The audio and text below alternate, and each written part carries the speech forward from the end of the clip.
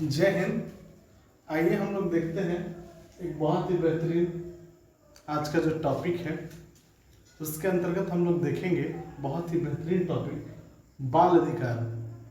तो बाल अधिकार सम्मेलन 1989 के अनुसार बाल अधिकार के बारे में बहुत सारी चीज़ों का उल्लेख किया गया और ये कहा गया कि हर वो व्यक्ति जो 18 वर्ष की आयु से कम हो और परिभाषित वयस्कता के नियम को प्राप्त न किया हो बच्चा कहलाता है।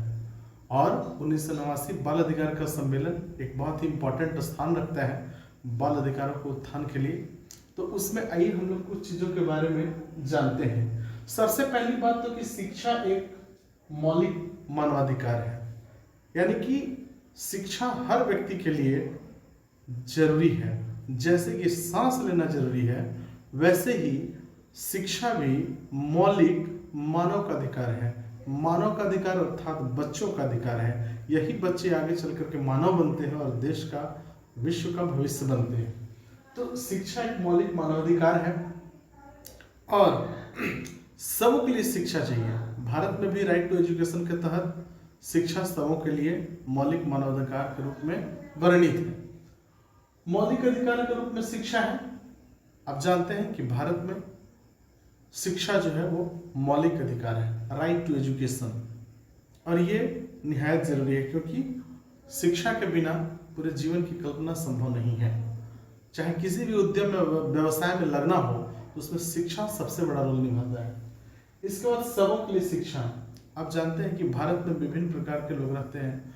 इसमें अनुसूचित जाति, अनुसूचित जनजाति, पिछड़ा वर्ग, अत्यंत पिछड़ा वर्ग, इवन सामान्य तबकों के भी गरीब लोग जो होते हैं उन सबों के लिए, विशेषकर दिव्यांगों और महिलाओं के लिए भी शिक्षा की व्यवस्था की गई है। अर्थात सबों के लिए शिक्षा, सभी प्रकार के बच्चों के लिए शिक्षा अनिवार्य की गई है और उसी के अंतर्गत हम लोग समझते हैं सबों के लिए शिक्षा। अब है बाल अधिकार सम्मेलन। तो 1989 ईस्वी में बाल अधिकार सम्मेलन हुआ जिसमें कि बच्चों के अधिकार से संबंधित जो अनुच्छेद थे वो 1 से 12 तक के अंतर्गत थे। यानी कि बाल अधिकार सम्मेलन के अंतर्गत जो अनुच्छेद रखे गए उसमें 1 से 12 तक के जो अनुच्छेद है वो बच्चों के अधिकार से संबंधित अनुच्छेद है।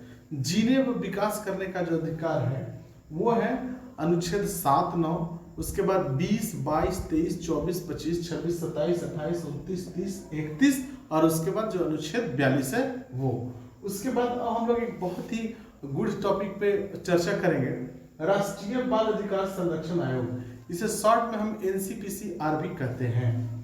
स्थापना इसका जो है संसद के एक अधिनियम 2005 के एक अधिनियम के तहत इसकी स्थापना मार्च 2007 में की गई।